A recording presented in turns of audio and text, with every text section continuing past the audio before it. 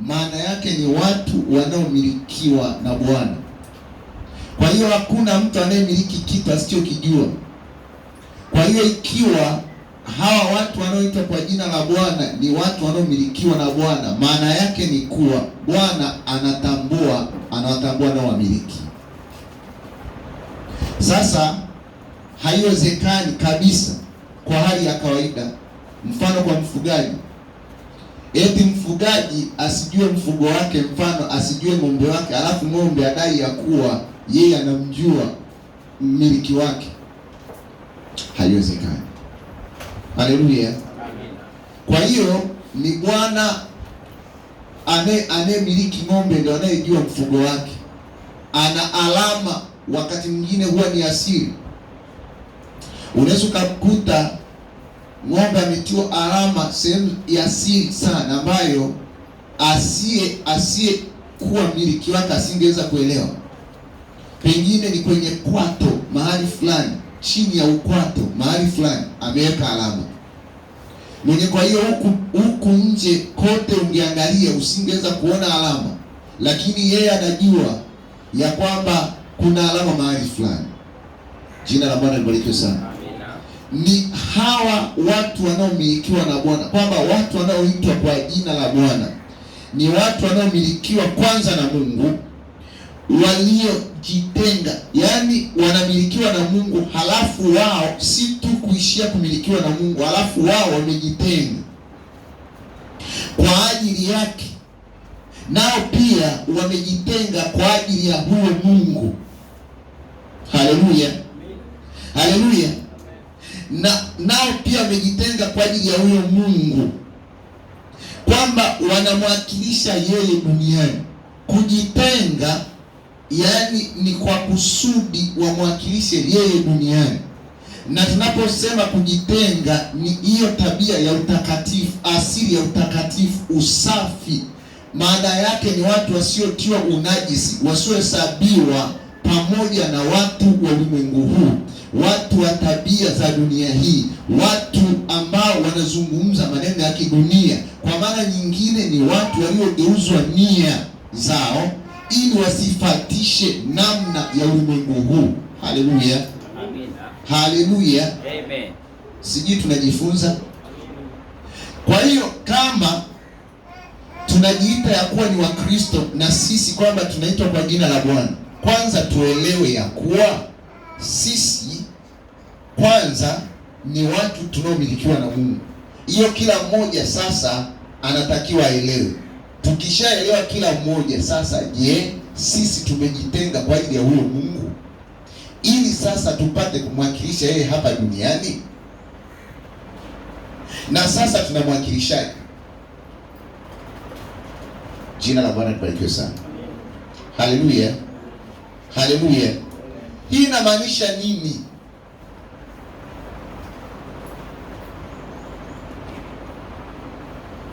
Hii inamaanisha nini sasa waliojitenga?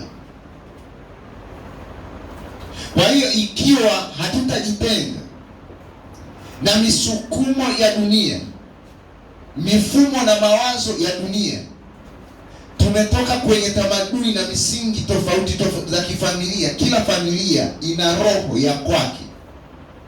Tukakusanyika hapa, kila mmoja akaleta mfumo wa familia yake, mtazamo wa familia, yaani roho ya familia, msimamo wake. Kila mmoja anasimamia msimamo wake. Maana yake sisi sio watu tunaomilikiwa na Mungu, na wala hatujajitenga kwa ajili ya huyo Mungu kumwakilisha duniani. Na ndio maana tumeagizwa kulingana na Warumi mlango wa 12 mstari wa kwanza na wa pili. Tulisomewa jana, tumekuwa tukirejea mara nyingi, ibada ya usiku. Kwanza kwamba kabla ya kufahamu ya kuwa sisi ni nani katika Kristo Yesu, au kujua mahali petu, mahali pa mwamini katika mwili wa Kristo, kwanza inatakiwa kuitoa miili yetu, miili kabisa, kuwa dhabihu takatifu iliyo hai mbele za Mungu. Hiyo ndio ibada yenye maana kwanza, kwa kuanzia miili. Halafu baada ya hapo ndio sasa utakaso unaendelea, kwamba wala msifatishe namna ya dunia hii, wala msifatishe namna ya dunia hii, bali mgeuzwe nia kwa mgeuzwe kwa kufanywa upya nia zenu, ili tupate kujua mapenzi ya Mungu, mapenzi ya Mungu na ukamilifu wa mapenzi hayo. Kwa hiyo ikiwa tumejitenga, haleluya, tumejitenga na ulimwengu ili tuwe wawakilishi wake hapa duniani, kwamba tunalibeba jina lake. Anasema hii inamaanisha sasa umiliki halali wa Mungu, yaani kumilikiwa kikamilifu na Mungu, yaani umiliki halali wa Mungu, yaani Mungu kuweka jina lake juu ya watu hao, juu ya watu hao. Yaani Mungu sasa anaweka jina lake juu ya watu hao, ya kwamba unapojiita Mkristo, maana yake wewe umelibeba jina la huyo Kristo.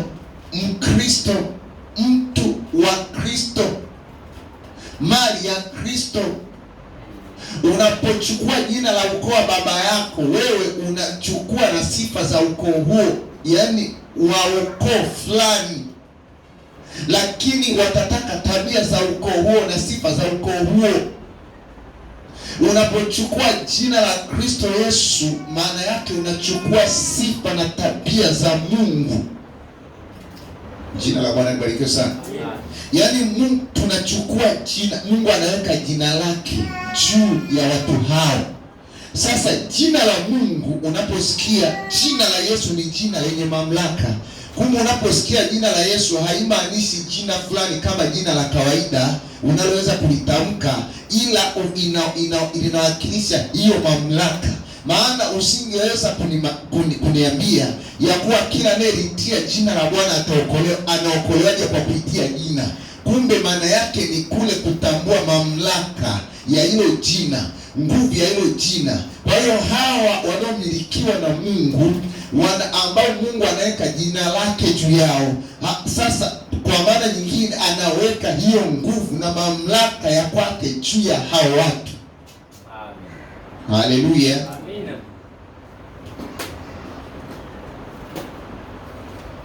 Tabia zake, sifa zake, tabia za Mungu.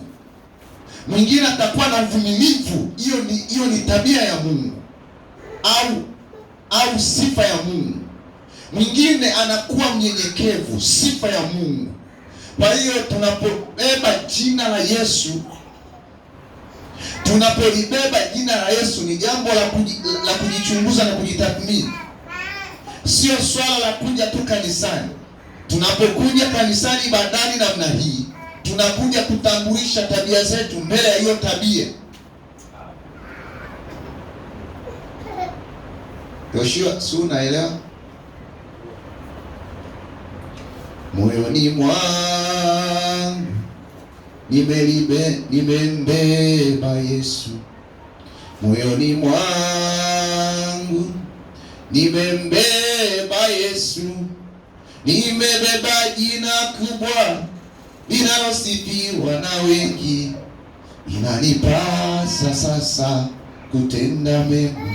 Unaona, uwezo ukatenda mema kwa jina kwa sababu tu unalijua jina la Yesu. Sasa ndio utende mema. Kuna uhusiano na hilo jina, yaani hiyo nguvu nyuma ya jina, hiyo mamlaka nyuma ya jina, hiyo sifa nyuma ya jina, hiyo asili ya utakatifu nyuma ya jina, hiyo asili ya upekee nyuma ya hilo jina. Inanipasa sasa nitende mema. Kila alichofanya Yesu alitenda vyema. Sasa huwa nasikia wimbo, nilikuwa nasoma nafuatilia. Maandiko anasema hivi, na kila aliyotenda Yesu alitenda vyema. Ila wao tunasikia kila alikokwenda Yesu alitenda mema. Ila alikokwenda Yesu alitenda mema. Yaani kila alilotenda yeye alitenda vyema. Amina. Ilikuwa ni hiyo nguvu. Yaani mtu mwenye nguvu huwa moja ya sifa na tabia za Kristo, yeye hakutenda ili kuwa aonekane yeye. Yeye kila alichokuwa anatenda ilikuwa ni kwa ajili ya kumtukuza Mungu Baba wa mbinguni. Na ndio maana hapa tunaambiwa kwamba walioumbwa kwa ajili yake, au nilioumba mimi mwenyewe kwa ajili yangu ili wanitukuze. Haleluya, haleluya. Moja ya nguvu ya Mkristo anayebeba jina la Kristo ni kupenda mema, kuto kutaka yeye aonekane au asifiwe au atukuzwe au watu wamnyenyekee. Ni anatenda ili kusudi utukufu umrudie Mungu. Kinyume na utukufu kwenda kwa Mungu hataki chochote. Haleluya, haleluya. Hawa ambao sasa Mungu ameweka jina lake juu yao ili wapate kuonyesha ishara. Haleluya. Hii ni ishara ya kisheria kuwa yeye ndiye mmiliki wao. Ili Mungu anapoweka jina lake juu ya mtu au watu, hiyo ni ishara kisheria kabisa, iliyo na muhuri kabisa ya kwamba hao wanamilikiwa na yeye kabisa. Kwa maana nyingine hawangeweza kutumika kwa matumizi mengine yoyote kabisa, sheria ingekataa. Sasa swali, kwani ndio tuko hapo?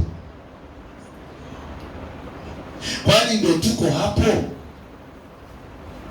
Kwani nini kinachokusumbua moyoni, kinachosukasuka moyoni, kinachotaabisha moyo wako, ya kwamba Nabii William Marion Branham anasema wakati mtu amefikia kiwango cha moyo wako unawaka moto kwa ajili ya kujazwa na Roho Mtakatifu, asingekoma kuomba, asingenyanyuka aende mezani, hata kama ni chakula kimewekwa, angetoka ache kula aenda akapiga magoti, na hata nyanyuka pale mpaka aone ameridhika moyoni kwamba ametoshelezwa na huo uzuri wa Kristo Yesu.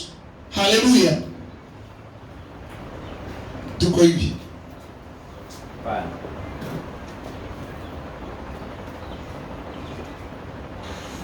Hebu nisaidia haraka ndugu yangu nisomee. Unaona walioitwa kwa jina la Bwana, hii Isaya pia hiyo 43 tu mstari wa kwanza hapo. Hiyo kirudi juu hapo. 43:1. Biblia inasema lakini sasa Bwana aliyekuhuruku Yakobo, lakini sasa Bwana aliyekuhuruku Yakobo, kuhuruku manake ni kufanye. Yeye aliyekuumba, yaani aliyekufanya, aliyekuumba. Israeli, Israeli, asema hivi huyo Bwana aliyekuhuruku asema hivi, usiogope, maana nimekukomboa, nimekuita kwa jina lako. Sikiliza, nimekuita kwa jina lako. Mungu anajua anaposema nimekuita kwa jina lako hamaanishi kuwa Salome, anamaanisha aliita ile tabia ya kiungu hiyo iliyo ndani yako aliyoiona kimbele kabla ya misingi ya dunia kuwekwa. Ndio sasa ndio alichoita hicho. Ukisema kuwa wewe uliitwa jina uliloitwa na babu yako la ukoo, umebatizwa, umeitwa hili lingine, sasa ungesema sasa Mungu ndio anamaanisha lile la ukoo wako, mbona ingechengana? Kweli. Haleluya.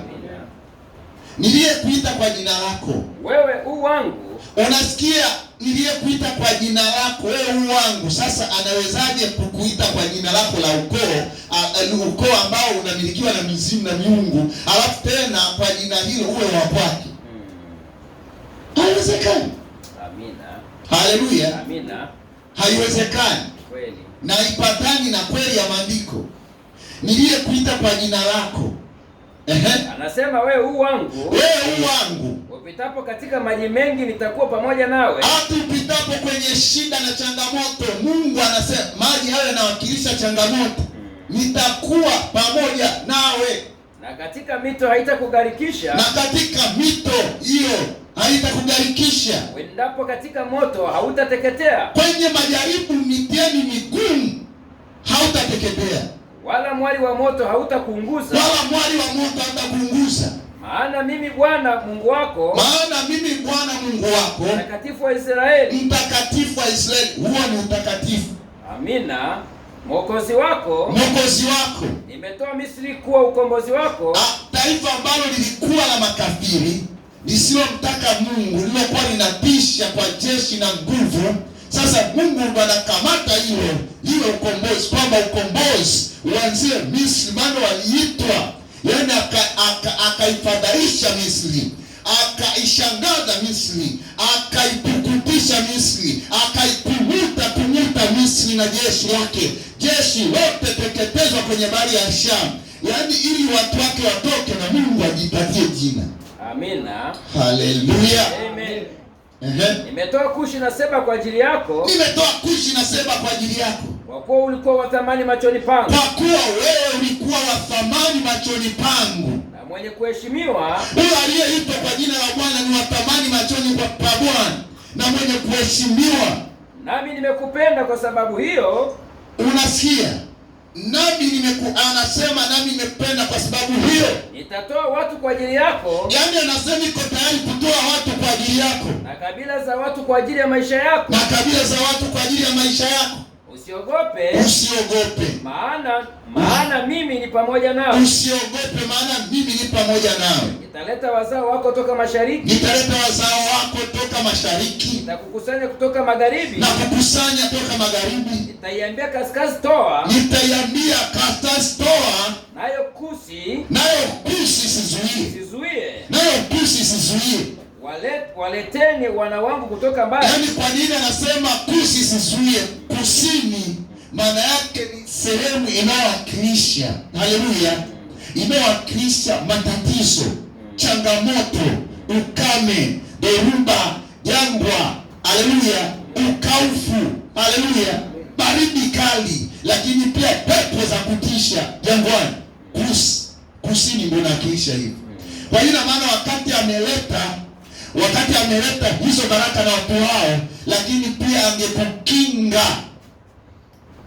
Haleluya. Amina. Kushi sizuie.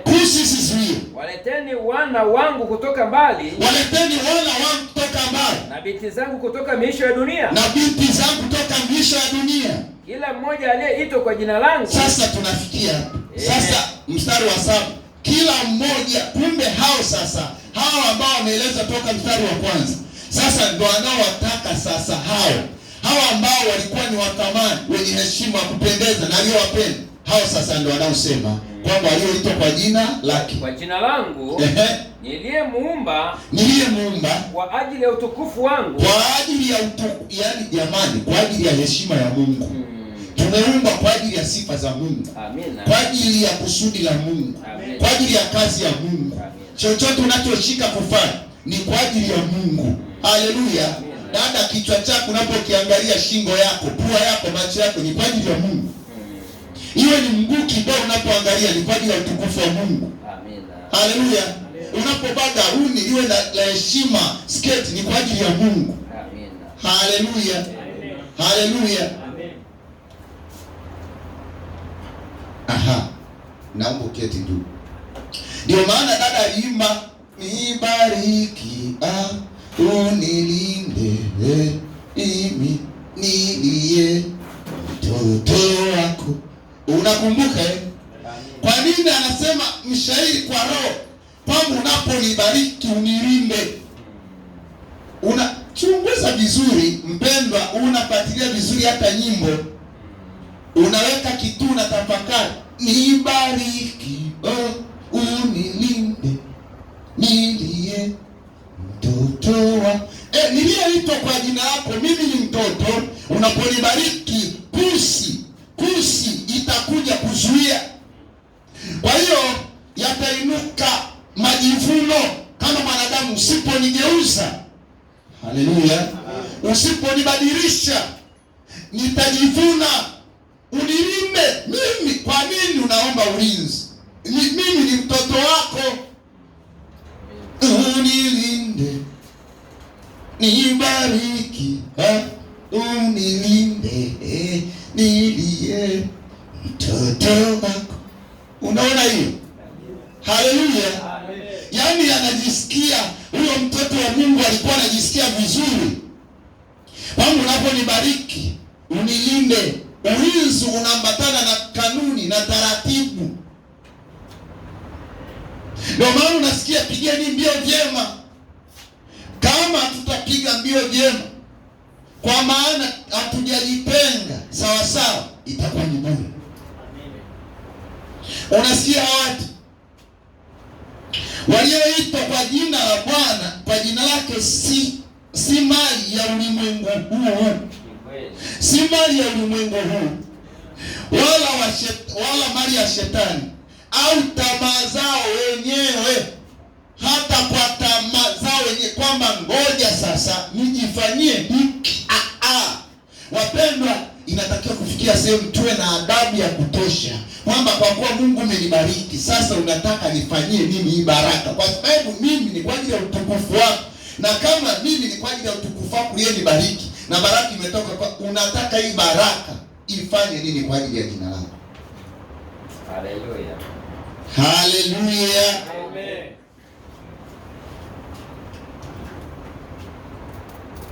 Unaona Wakorinto wa kwanza mlango wa 9 mstari wa 19, ambao sio mali yao wenyewe, ni mali ya Kristo.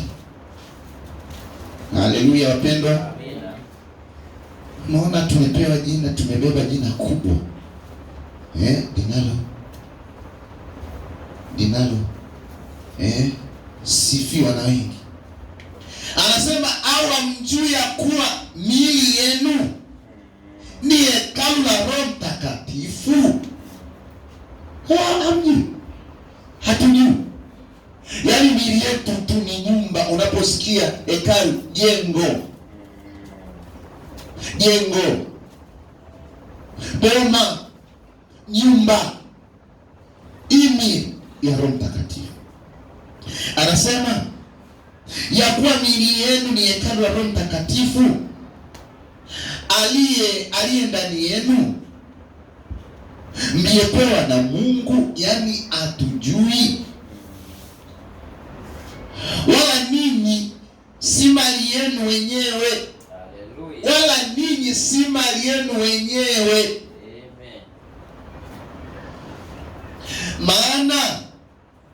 Maana mlinunuliwa kwa thamani. Sasa basi mtukuzeni Mungu katika miili yenu.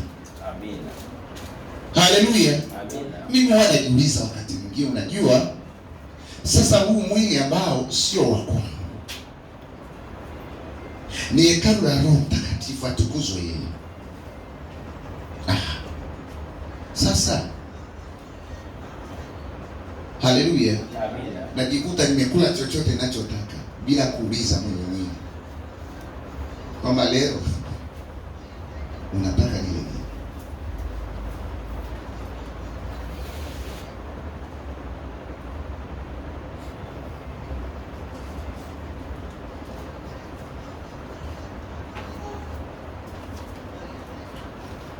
Walioitwa kwa jina la Bwana,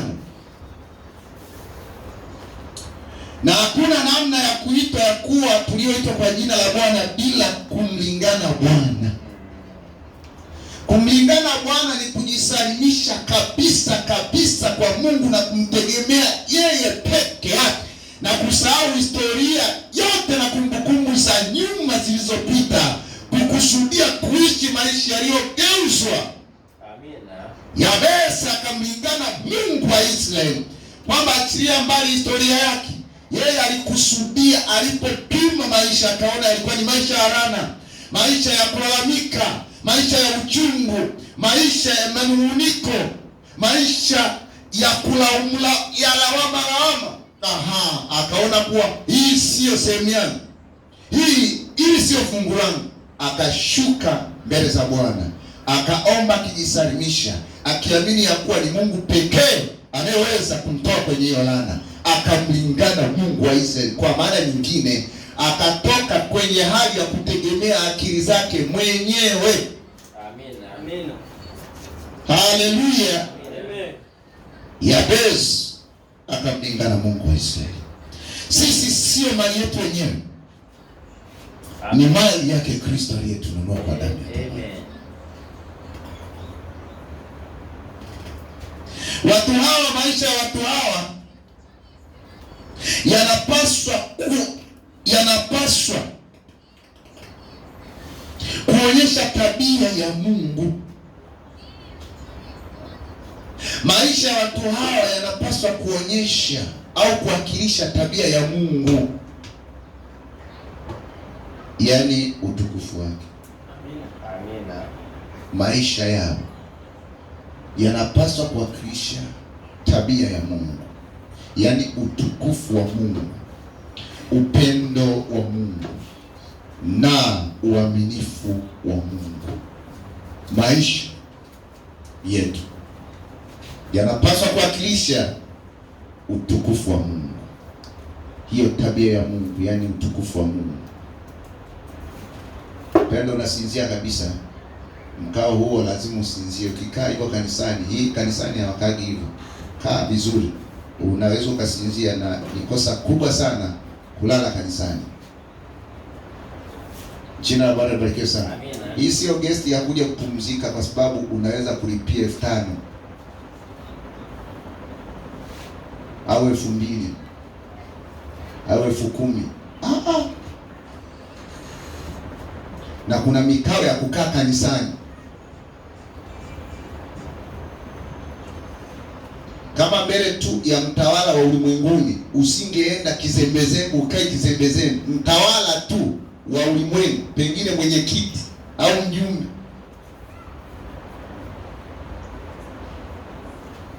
au diwani.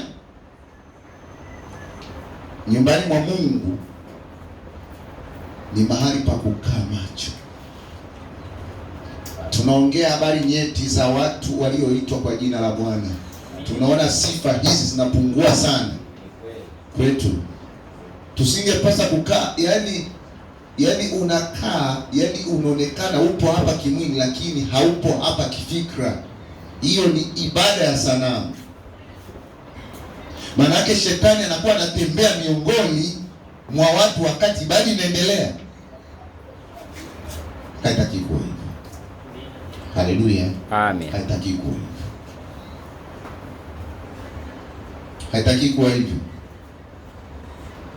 Jina la Bwana libarikiwe sana. Amen.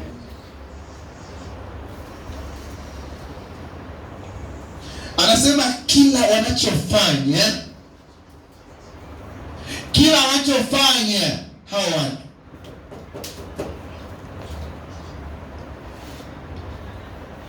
kina aksi jina la huyo Kristo. Haleluya. Amen. Kila wanachofanya kina aksi jina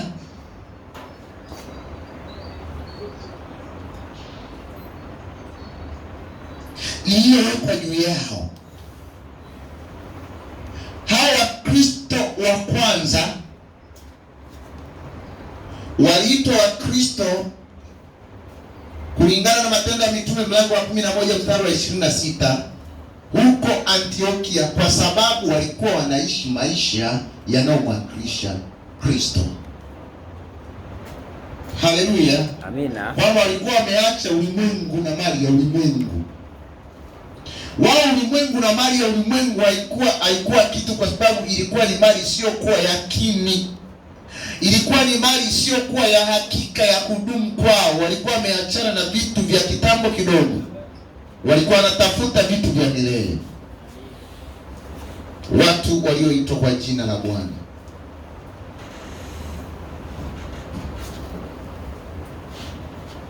Haleluya.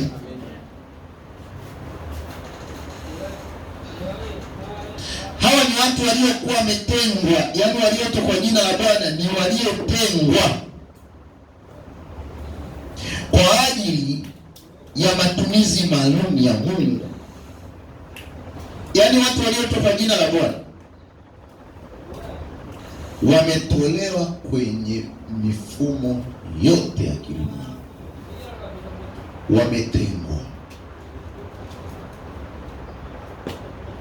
Walioitwa kwa jina la Bwana wametolewa kwenye mifumo yote ya ulimwengu, wametengwa.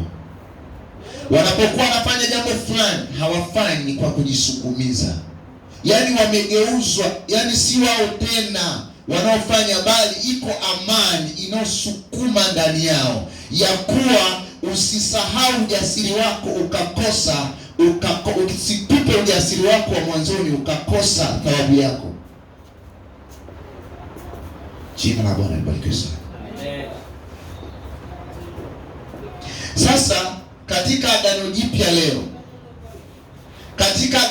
leo, watu wanaoitwa kwa jina la Bwana chini ya agano la damu ya Bwana Yesu Kristo, tumefanyika kuwa watu wake kwa kuamini au kupitia imani iliyo katika Kristo Yesu, na kwa hiyo damu tumehesabiwa haki. Ndiyo maana maandiko yanasema, na kila atakayelitia jina la Bwana ataokolewa. Matendo mlango wa 2 mstari wa 21. Na kila atakayelitia jina la Bwana ataokolewa. Na kila atakayelitia jina la Bwana ataokolewa. Nabii William Branham anaturejesha vizuri sana kwenye maandiko ili kuunganika na hawa waliotutangulia, hawa ambao ni Paulo, Petro na wanafunzi wengine wa Bwana Yesu Kristo kupitia maandiko. Jina la Bwana libarikiwe sana. Kwenye ujumbe huu wa usahaulifu wa kiroho, ujumbe wa usahaulifu wa kiroho,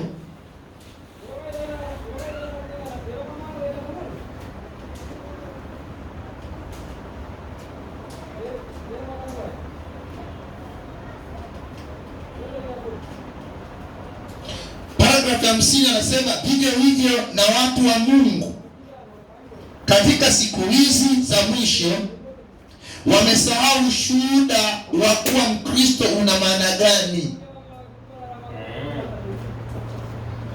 Na watu wa Mungu katika siku hizi za mwisho, ambao ni sisi, wamesahau ushuhuda wa kuwa Mkristo una maana gani. Ya tunaposema sisi ni Wakristo tunashuhudia, hii inamaanisha nini? Anasema haleluya. Mara nyingine tena usahaulifu huu umewashika watu, hawezi kujitambua. Mara nyingine tena usahaulifu huu umewashika watu, hawezi kujitambua. Tuko hapa leo bila ya kujua ya kuwa tumeitwa tuwe nani, tufanye nini, na huyu Mungu wetu anataka tumuishieje.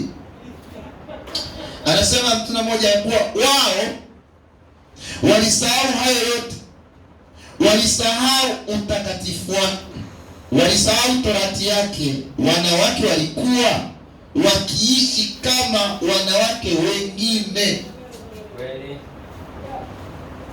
Wanawake walikuwa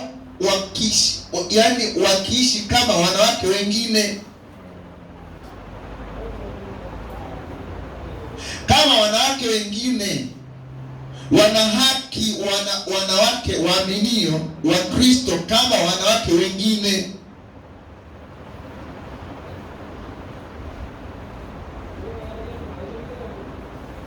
Wanaenda kudai haki zao kama wanawake wengine, ustawi wa jamii, na wanaenda kwenye madawati kama wanawake wengine.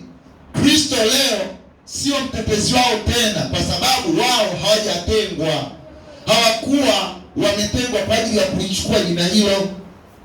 Wao si miliki ya Mungu, na wao hawajajitenga kwa ajili ya huyo Mungu. Wanapambana kujitafutia mali kama wanawake wengine, masingo maza wasiokuwa na waume, wanawake wapambanaji, wasaka mali kama wanawake wengine. Hawa Wakristo wanaojiita Wakristo,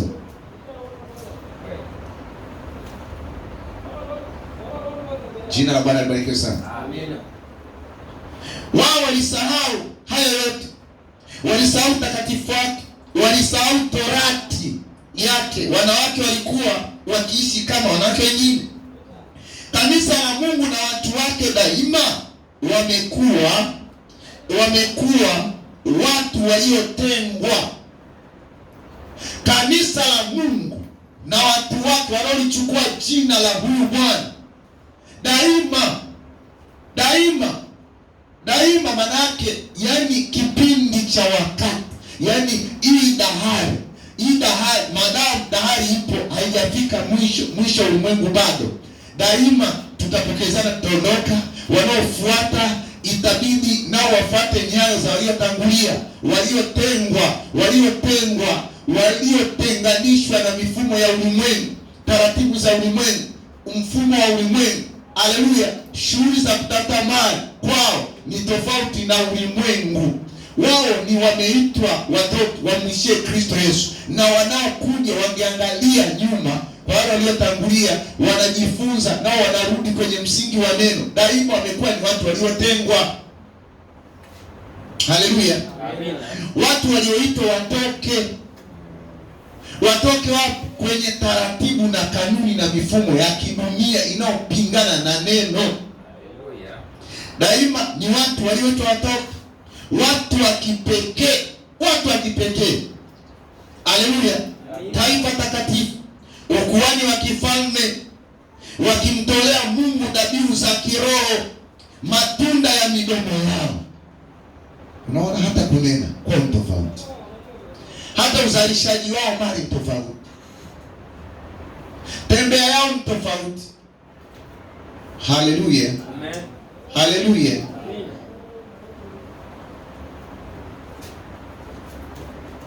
Watu wa kipekee, dhabihu za matunda ya midomo yao, wakisifu jina lake. Mungu aliita kanisa lake na kulitenga na ulimwengu kwa kusudi hilo, naye akalipa amri. Naye Mungu akalipa amri hizo, sheria na taratibu, na yeye hilo halina budi kuwa takatifu. Yaani hilo kanisa au watu wanaoitwa kwa jina lake lazima wawe watakatifu. Yeye alisema, mimi ni takatifu, nanyi hamna budi kuwa watakatifu, na pasipo utakatifu hamna mtu atakayemuona Bwana. Mungu alisema hivyo yeye mwenyewe, naye alikuwa amewaita watu hao wawe watu wa namna hii, bali walikuwa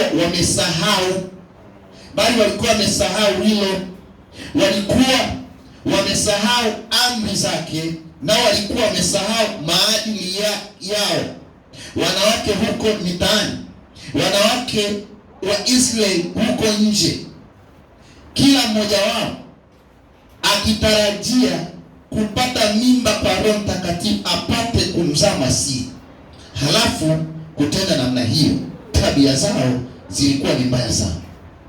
Yaani unatarajia kujaza na Roho Mtakatifu leo, tuseme hivyo, kuzaliwa mara ya pili, alafu tunatenda kama walimwengu. Hatuna tofauti na walimwengu, tunazungumza kama walimwengu, tunatembea kama walimwengu, kuvaa kama walimwengu, kujipodoa kama walimwengu. Yaani namna unavyoishi, nyumba ulivyopamba kama walimwengu, mapicha ya kina Beyonce sio kama walimwengu, na muziki ya Bongo Flava kama walimwengu, na yaani taarifa zote za ulimwengu kama walimwengu.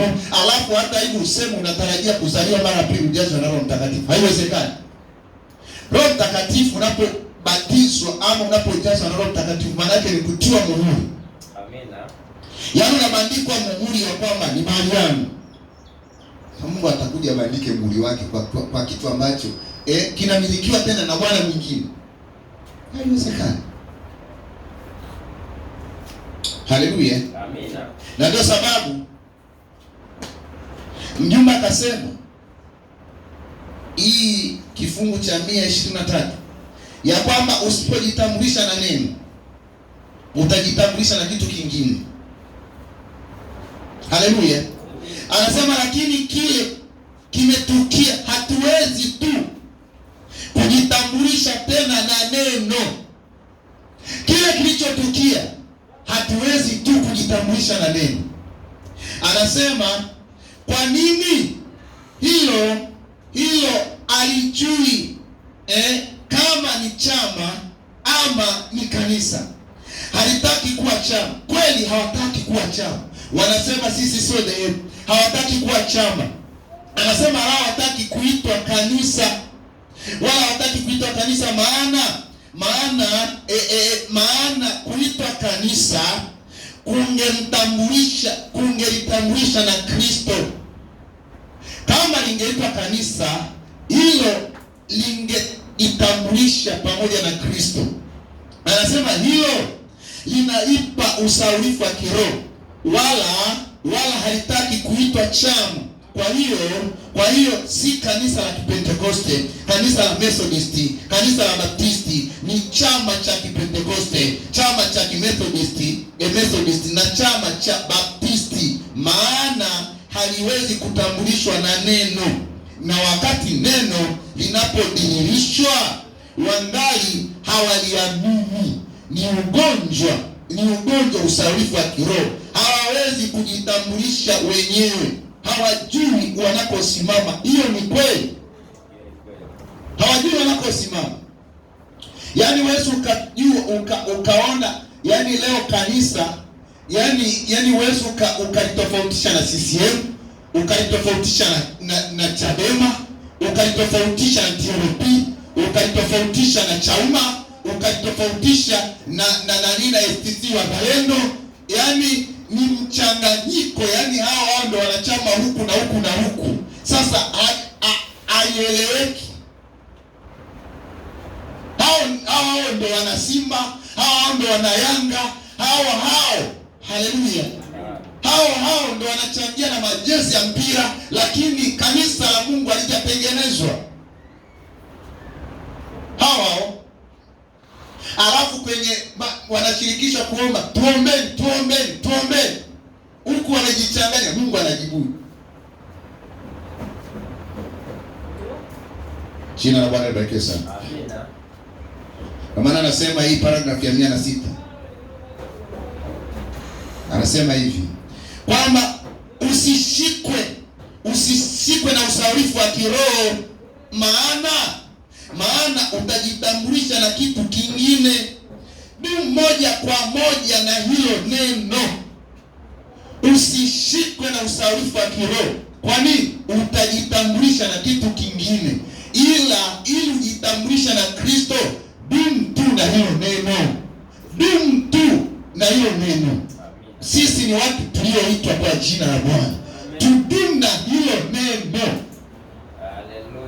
Haleluya. Jina la Bwana libarikiwe sana. Haleluya. Hebu ndugu yangu nisaidie hapo. Hiyo Mithali mlango wa 6 mstari wa 23. Unaona maandiko yanaweka bayana vizuri. Mithali mlango wa 6 mstari wa 23. Amina.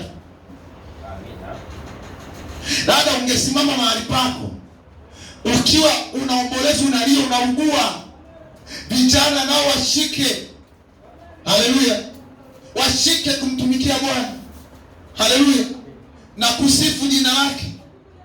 Tusingekuwa kwenye hali tuliyopo. Hiyo Mithali mlango wa 6 mstari 6:23. Biblia inasema maana maagizo hayo haya ya kujitenga, maagizo hayo ni taa, na sheria hiyo ni nuru. Sikiliza, unajua sifa na tabia ya taa. kibatari mfano, haleluya, au tochi, cruise hiyo, yani huwa ina sifa ya kumlika miguuni, usalama wa pale unapokanyaga. Taa, maagizo ni taa. Kwa hiyo yanamlika mahali padogo hayo maagizo, lakini eno hilo, sheria ya Mungu yenyewe ni nuru. Jua linapochomoza linaangaza nuru. Hiyo nuru, kwa hiyo kadiri unapotembea na hiyo taa unamlika hapa njiani. Ukimlika ukasimama pale ya kwamba sasa kule ni giza totoo, mimi nitaona kule, mbona sioni? Hata ukimlika hivi inakomea maarifa. Kule mbona sasa sioni? Umesimama. Wewe endelea kutembea, umeelekeza. Endelea kutembea. Endelea, ukisimama naye nasimama. Wewe ndio umeshika taa. Na hiyo ni neno. Kadiri unapotembea unapiga hatua, hatimaye inakuwa sheria hiyo nuru. Amina. Nipo unafikia sehemu kuna pambazuka kama asubuhi. Endelea mpaka utakapofikia mchana mkamilifu. Amina. Haleluya. Haleluya. Amen. Hebu rudi. Maana maagizo hayo ni taa. Maana maagizo hayo ni taa. Na sheria hiyo ni nuru. Na sheria hiyo ni kujitenga na ulimwengu. Kujiweka wakfu kwa ajili ya Mungu wetu. Haleluya. Na kutenda yote kwa ajili ya utukufu wake mwenyewe, maana ametuita kwa jina lake. Anajua. Anasema utakapopita kwenye maji, haleluya, na kwenye hiyo mito haitakugarikisha. Upitapo katika moto sitakuacha, nitakuwa pamoja nawe ili nikuokoe. Amina. Endelea kusonga mbele. Leo maji yale pale. Wewe endelea na cruise. Hiyo torch endelea. Hata usiyumbishe huku. Endelea kumika hapo, songa mbele. Amen. Huko mwanga inakuja asubuhi. Haleluya. Amen. Haleluya. Amen. Walioitwa kwa ajili ya jina la Bwana.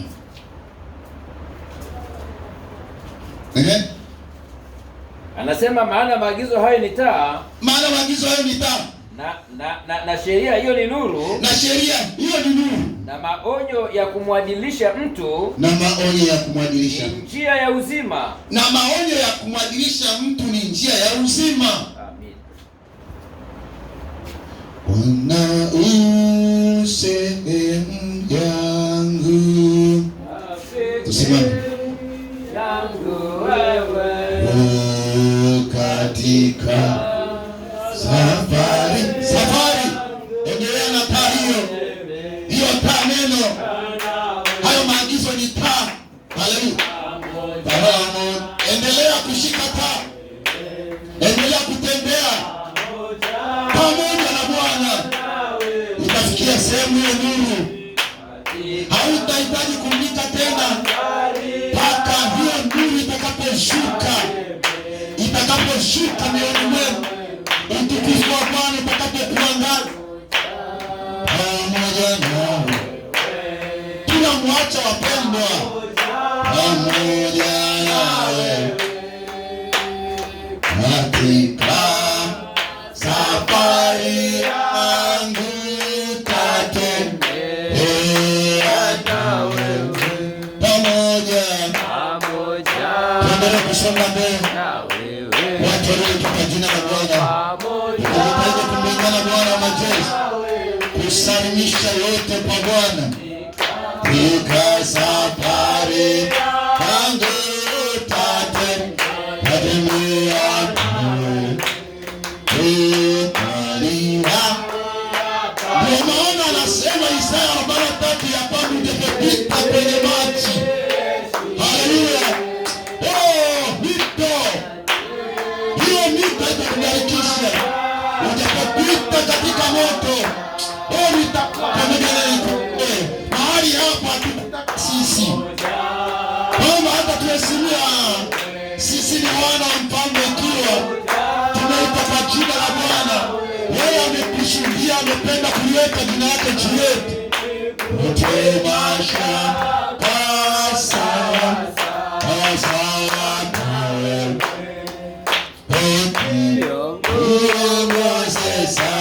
Endelea kushika maagizo haya ambayo ni taa.